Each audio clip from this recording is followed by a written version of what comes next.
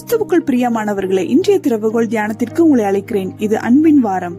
இந்த உலகில் நம்மை நேசிப்பவர்களை நாமும் நேசிப்பது இயல்பு.